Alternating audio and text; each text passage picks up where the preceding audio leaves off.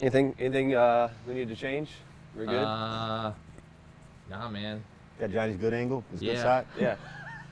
Just keep it over there. Keep it on him. What's up, man? Wait. Oh, whoa. Social Hey. distance. Stay. Hang on. Wait a minute. Put that thing away. Wait a sec. All right, we're good. We're good? Yeah, right there, man. Right there. I like it. Closer. Welcome back to Chappell Chats. We are, again, in my backyard. I'm Johnny Chappell, and during this time, we're trying to get a few of these conversations out while a lot of people are cooped up in the house. During this COVID-19 time, they're all trying to figure out how to navigate through and just hopefully bring a few interesting, informative, and you're going to find out, fun conversations to your living room or wherever you're watching this, bathtub, whatever. Today, really excited to have a guest who's a friend and a client, Nasir Dukes of Dukes Properties and Construction. Welcome. Thanks for having me, Johnny. Thank you. Glad We to be usually, here, man. It's awesome to have you here. Let's do. We usually do a beer or something. Today we're trying to do all local stuff as much as we can. This isn't local wine. There's frankly not a lot of really, really good, I think, Central North Carolina wine. So this is not local, but I got it at a local spot. So cheers. Thank you for being here. Thanks, man. Thanks for having me. It's got a cool vibe back here, Johnny. I like it, man. Hey, you can come anytime. I appreciate it, man. While we are doing this, you see that Nasir and I are at a safe distance apart. Ian and Taylor, who are filming this, if you will, are also at a safe distance apart. They've got gloves on, we've got hand sanitizer, we've got disinfecting wipes. We're recording these, okay? So they're not live, they're recorded. If we're told that we can't do these in the future because it's not safe to do stuff like this, we're going to abide by those rules, but these are pre-recorded. We're trying to kind of get these in the can, if you will, to continue to get some content and some conversations out to you during this time. So tell me, man, what's your last few days been like? Johnny, it's been different. Last few days, of course, we're hearing all of this stuff that's going on with the coronavirus, and people in an uproar, and it's kind of shaking up the U.S. and the world at large. So we're no different. Things that's kind of really affected business, personal life. Children that are at home, Mm-hmm. they're not going to schools until May 15th. My son is doing virtual classes. Yeah. He's 8. 8. Yeah, he's in front of his computer, and his teacher is doing live interaction with him. He's even taking PE classes online, so he's got to stand in front of his teacher and do jumping jacks. So Yeah. it's very different, very different times, and we're adjusting. We're adapting to it as best we can, and we're just taking it one day at a time. You're a small business owner. Tell us about what you guys do and kind of your daily workflow, if you will. So our business is Dukes Properties and Construction. We're a real estate firm. We build in the Raleigh, particularly in the downtown Raleigh area. We do new construction and extensive renovation work and a little bit of light commercial stuff. And we are currently building a project called the Longview in downtown Raleigh, which we have 13 custom homes that we're putting up, and we're about 85% complete.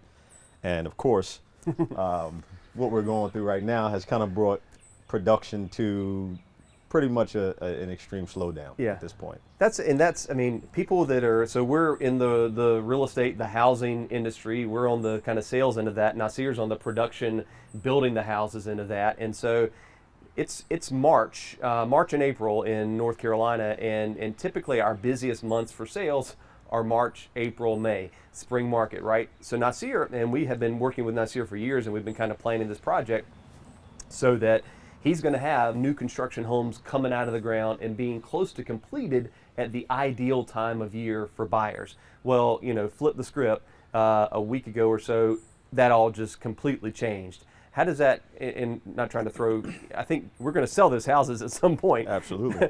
but what does that do to a business owner's mentality when you have that much inventory that's kind of out there at an uncertain time? Well, it definitely changes the perspective and the approach a bit. We anticipated, like you said, hitting the spring market, which is typically the most vibrant time of the year, spring, summer market.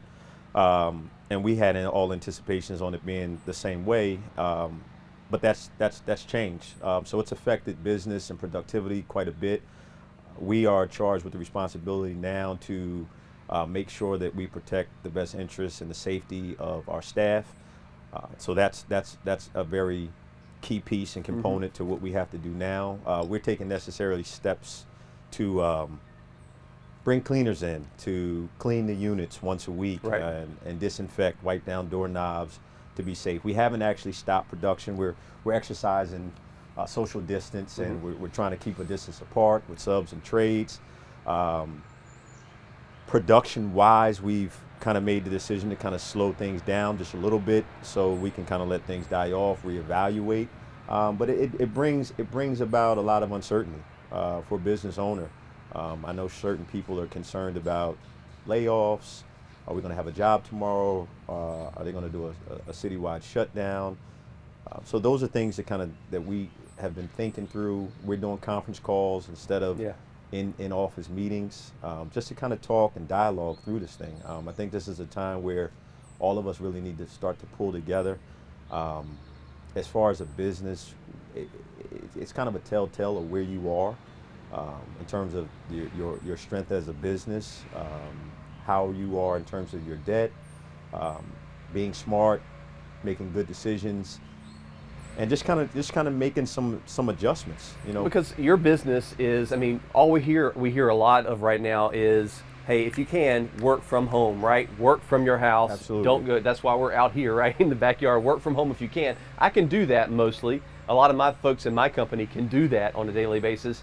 You work with people who are putting together houses. They're building foundations. They're framing the roof structure. They're installing cabinets. They're installing countertops. You cannot do that from home. And these people rely on the business that you're bringing them, that we're going to hopefully sell at some point, to put food on the table. So, like you said, you're trying to practice all the proper protocols, social distancing, being as clean as possible, but it's still, you just can't say, hey folks, go work from home, we'll see you next week. Right. We are in the field.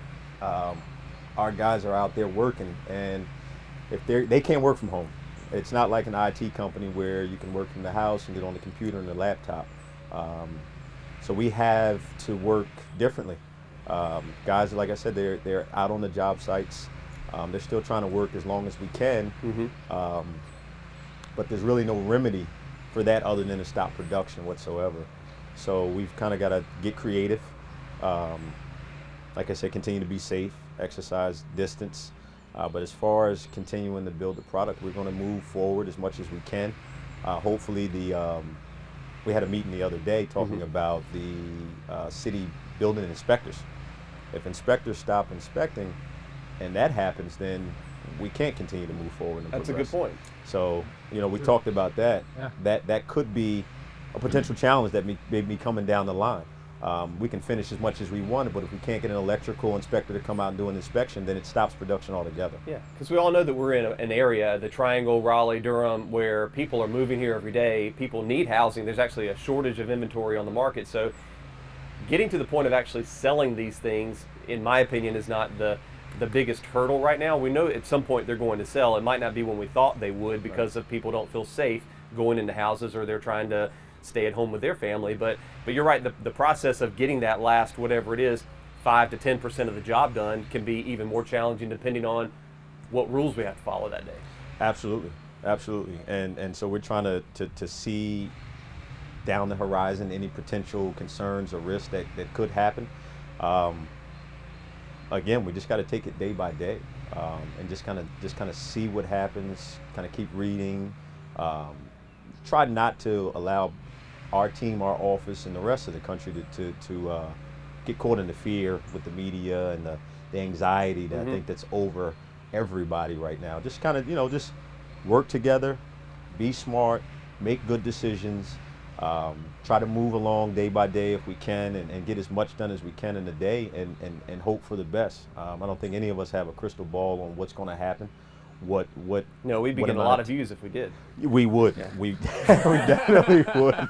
If we had one, I'd be the first person to go grab one if there was one out there. Right. But unfortunately, they don't make those. So it's one of those upside down ones that you shake, and it's kind of cloudy right now. I've got one of those, and it hadn't given me any real good telltale. Yeah.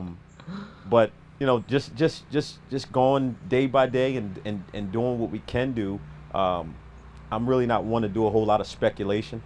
I like to be fact-based when we're dealing with stuff like this. So, checking the resources that's giving us updates, staying abreast of what's going on.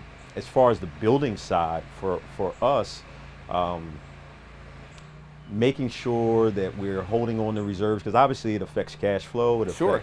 It affects You have to, as a productivity. small business owner, you have to take an even, you know what your P&Ls look like, and you know what your Correct. cash flow reports look like, but you have to even more closely and more frequently analyze those things, because like you said, you have employees who depend on you. Correct. You have overhead, you have an office to keep open. It just, daily expenses aren't going to go away just because this is here. Tightening the screws, finding out where we can make adjustments there. I've gotten 3 calls from 3 banks since Friday, with concern in their voice, Yeah. or wanting to know what's the game plan. We've got construction funding out there that we've acquired to do Longview, and banks want to know, what's the game plan. I think there's a lot of stuff that's out there with the Federal Reserve's pumping money back into the market, and the Fed's cutting the interest rates down to 0 for the banks. A lot of that doesn't transfer over to the consumer side. Mm-hmm. But if the banks are borrowing money at a less expensive rate, then maybe they're able to offer helps, things.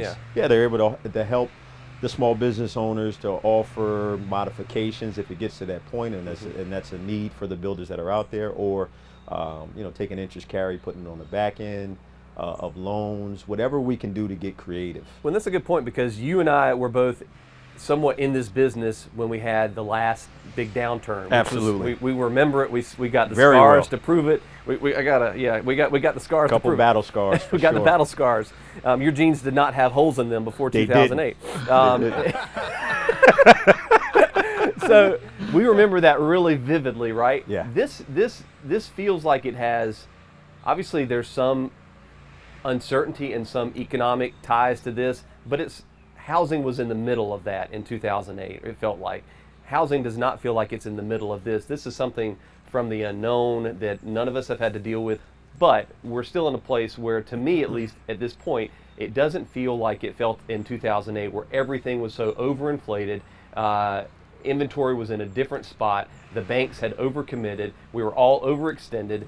It feels like we're in a more healthy spot in terms of the way most of our businesses are running right now. Would you agree with that? I definitely would agree. I think going through 2008, if you were there during that time, I think that was probably one of the worst real estate times in history. And if you've experienced that, hopefully you've learned some things to how to navigate through rough times. So I'm fortunate for going through that and being able to have experienced that going into this a little bit differently. I think my mental space is a little more headstrong, a lot more resilient, made some smart decisions not to overextend in business, Yep. not to take on more inventory than what the company could stand.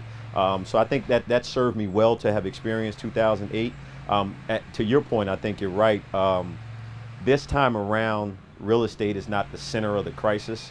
It's a worldwide thing, and I think every industry and every market is being affected as a result of it. So it's a little bit different, but I think there's some things to apply as you got out of 2008 going into Some this lessons too. to learn. That Some you lessons to learn. You got yourself up, you dusted yourself off, you've built your business back since then, and you're in a much better position to deal. None of us know how long it's going to last, Right. how difficult it's going to be, what's going to shut down and when, but I feel like a lot of the folks that we work with, you included, are in a much better position to deal with it just because you're in a healthy spot business-wise. Absolutely. Business, mentally, I think we're in a much better spot. I think we're So able you're to- mentally good too. is that what you're I'm mentally pretty good. Okay, I'm okay. in good. I got a glass of water in my hand. I'm in good shape. And I think that plays I think that plays a big factor. Your calm transcends to the people that you work with. Absolutely. You don't make a bad situation worse. You keep a positive, optimistic attitude about this, keep a good perspective on it. And I think the people around you feel that. And being in a position of leadership as a business owner, I think it's important to keep that because you keep everybody else around you a little more poised. So, yeah, we learned a lot through 2008 and going into this. I'm optimistic that we'll get through it. Hopefully we'll get through it sooner than later. Mm-hmm. But I think that it definitely helps going into this, what we're going into now. you are always one that if we're talk every now and then quite a bit, and you will tell me about something different you're doing, either something you've listened to, a book you've read. Yeah. Gary V. Gary V. Yeah. If you're watching, we'd love to have you on the show, Gary V. Yeah. But something different you're doing with your diet, something different you're doing with your health. That is important right now too. Very. Like your mental and physical well-being, Very. especially in a time where we're going to be in here, inside more, is really, really important. Tell me about that. Well, I'm You're a definitely healthy guy. I'm definitely a healthy guy. I'm definitely listening to the Gary V's, the Grant Cardones, Yep. a lot of the webinars that are real estate based or success based. Reading some good books, and then definitely exercising and working out. Can't go to the gyms right now because gyms are closed, so we're doing a lot of calisthenic workouts. What are you doing at home? Tell me about that. Give Give me, the secret sauce. come on. I mean, Nasir's a really popular guy with some real estate agents in my office. They're Oh, all like, God. let me know next time Nasir stops by. So, I mean, tell us what I you're heard doing. it. I- What- The what's special your- sauce? You Yeah, want to know the special sauce? Now's the time to, I All mean, right. look, again, Lay it out there. you're in the ground floor of something that's going to take off. So you're along for this ride. I'm So- all along for the ride. So number one in terms of health, I'm eating clean. Okay. I'm a very clean eater. I juice once a day. I'm Nice. big into juicing, kale, turmeric, ginger, good vegetables, good fruits, organic stuff. So I juice a lot. I eat a clean diet. I limit a lot of meats, a lot of fruit, vegetable, plant-based food, protein shakes, and a lot of cardio. Some of the calisthenic workouts that I'm doing now are push-ups, sit-ups, pull-ups. Are you are you focused more on lift, more on cardio? Is it a mix? Tell me kind of It's a mix. what's your blend? It's a mix. My blend is a little bit of all those. Okay. Some heavy lifting, then break it down to some calisthenics, doing some cardio, stepper, running outside when the weather's good. Yep. So I try to keep a constant exercise regimen and conscious of a healthy diet. A variety. A variety, it sounds yeah. Like, yeah. Is Man. it more routine based for you? Are you a routine kind of guy? Do you like to do, or do you like to mix things up a little bit and just throw caution to the wind and see what sticks? I'm a very I would say I'm probably a very regimented person. Uh huh. So I got to have some consistency, Yep. and it keeps me on track with consistency. So at least 4 times a week, I'm doing some type of workout regimen. I like to switch it up, trick the body. So like I said, I'll do heavy weights, and then I'll come off of heavy weights for a week and just do all calisthenics. I'll do a mix of calisthenics and cardio and run, squats, dips, and stuff like that. Yeah. And right now we can at least still run. We can walk, whatever Exactly. whatever you Yeah. can do. Exactly. Even if you can't go to the gym, like you said, and do your normal routine, anything that you can be doing. Because I think it clearly for me, and I think clearly for you too, what we do with our body impacts our mental Absolutely. capacity and our ability to lead a small business or whatever. And so doing whatever you can, even if it's a half an hour a day, or I mean, we got more time, a little bit more time on our hands in some ways now. So just thinking about how to do that differently and maintain that physical health that impacts your mental health. Yeah. You got idle time because you're in the house. As we're drinking a glass of wine. As we're drinking a glass of wine. This is good for your health too. It's antioxidants and, Exactly. and a blood thinner and all that good stuff. Moderation is Moderation the key, right? is key. That to your point, it helps with stress. Right. So during this time, if stress is a little higher than normal, getting out there and going for a run and filling the lungs up with air and catching some breeze and letting the kids run outside and play. And just keep that stress level down. That it's always helped me with stress and mental clarity and energy. So exercise is just a part of my lifestyle that I keep a constant. Yeah. Hey, keep it up, man. And you're looking like you're doing some working out yourself over there. Oh, Johnny. well, thank you. Johnny Guns, man. Johnny Guns in full Johnny effect over there, Guns, man. Look at that Cut this out. We're done. We're done with this interview. This is definitely making it. This is making it. This is a small shirt. That's why. But as we're speaking, it is a local shirt. Again, we're trying to get Yeah. out the word for local businesses. This is. Are you a gin drinker? Do you like gin at all? A little bit, yeah. Okay, Durham Distillery. I mean, It makes some good stuff. Conniption gin. Good if you stuff. ever had that, Conniption Navy Strength is Yeah. like, it's a little bit too good. You bought me a bottle last week. I got you a Yeah. bottle because you've been working really hard, and so that was just a little something. But Durham Distillery, again, what you can do for small businesses right now is buy a gift card, grab some of their stuff off the shelf safely, be ready to go support them when things are back open again. But if you haven't checked out Conniption, it's really good stuff. And if you have ideas, if you have small business gear or swag, we'd love to see it on the show. Nasir's got one of his shirts on, showcasing a small business in our area. Let us know. Hit us up at hello@chappellres.com. That's hello@chappellres.com, or just send us a, what do you call it, a DM? A DM, man. I'm very social. Goes down in the DM.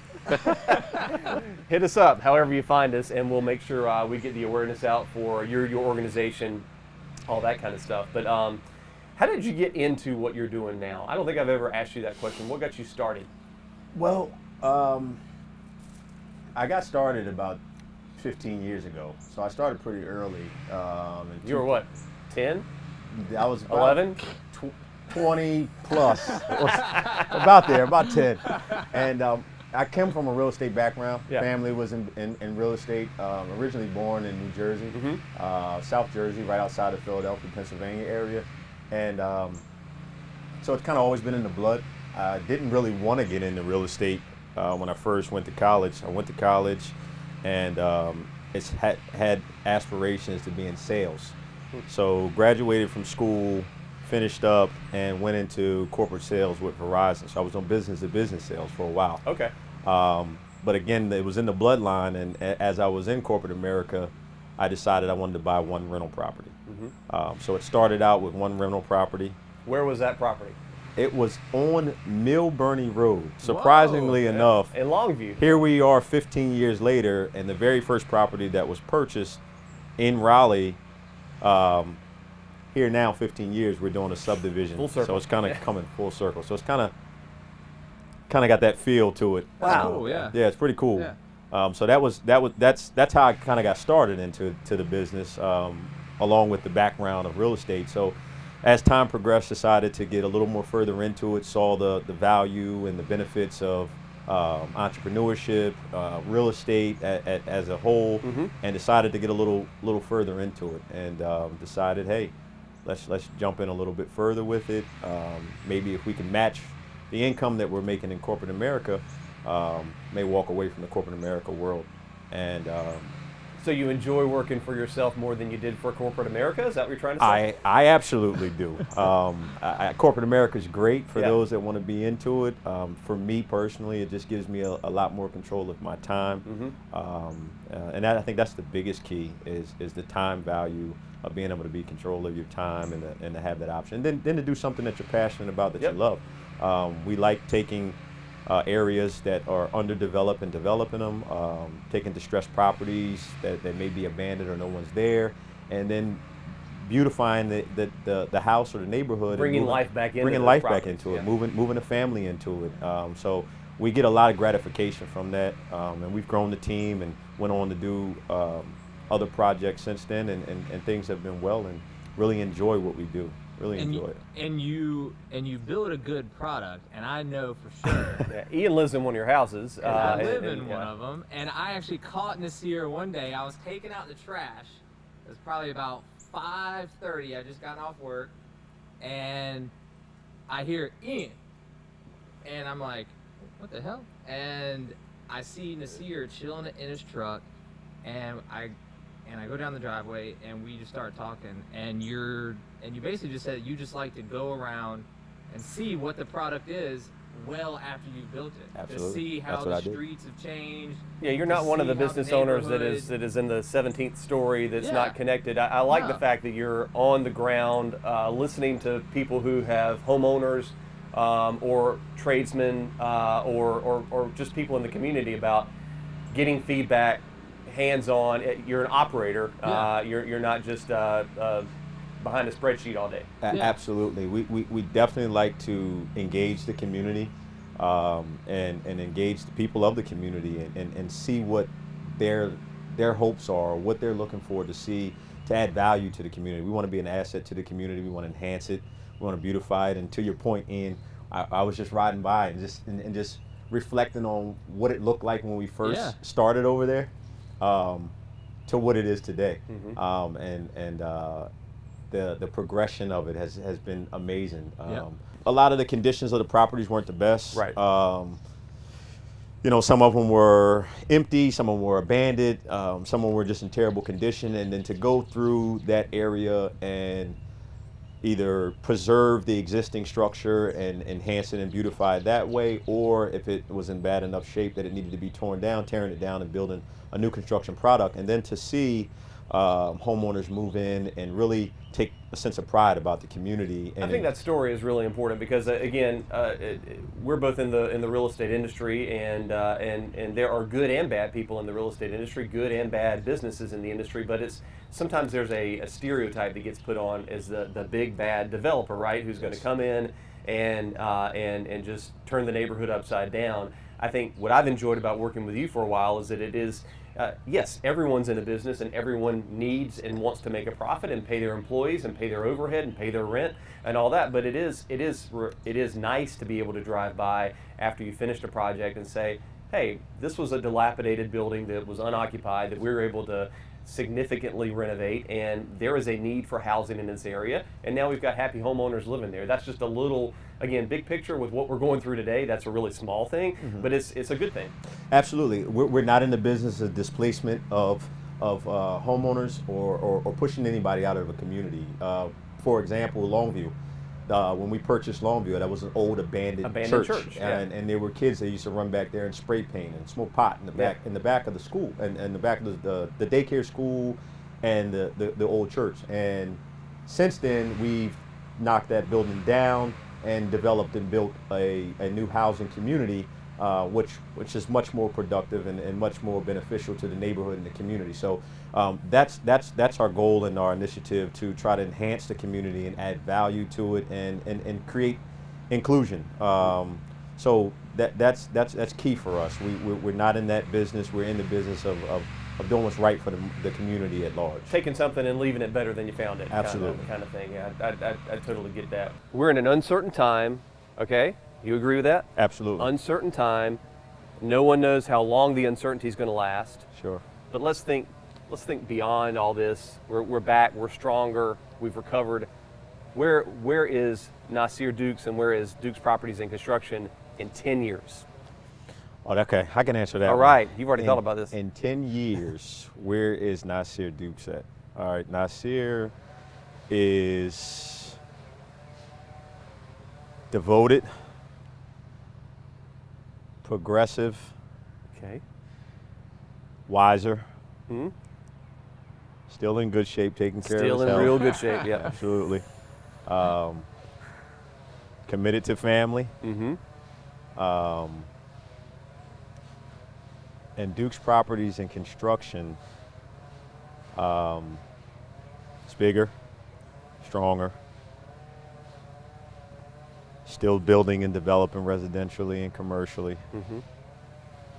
Hopefully still in downtown Raleigh, Mm-hmm. maybe some other cities and states. I think this will still be a good place to This be will in still 10 be a years. good Would you place to agree? be Yeah. in 10 years. And we'll continue to have a good work-life balance. So we'll try to enjoy life, do good business, leave a legacy, make our mark. Yeah, 10 years from now. We'll check back with you in 10 years, and We will you will probably roll look the exact tape. same. I hope so. I'll probably fully either gray or hairless by that point, but we'll go with it. Yeah. Thank you for being on today. Thanks for having me, Johnny. Appreciate that. We'll finish our glass of wine off camera, Yeah. and we would love to invite you back because we're going to do more of these Chappell Chats coming up. Again, if you got an idea for the show, if you got some swag you want to see on the show, please hit us up. And as long as it's safe to bring you these conversations, we think it's important and just maybe a nice distraction from the normal day right now. So we're going to try to continue to do so. And until then, hope you stay safe. So thanks again for watching this episode of Chappell Chats. Please don't forget to hit us up if you have an idea, if you'd like to be a guest. What else? Comment, share, Comment, comment, share, subscribe on LinkedIn, Instagram, Facebook, MySpace. Are we on MySpace? This is going to take off. Tom still wants to be your friend. MySpace and Craigslist. It's going from there. Let's try that. All right, thanks.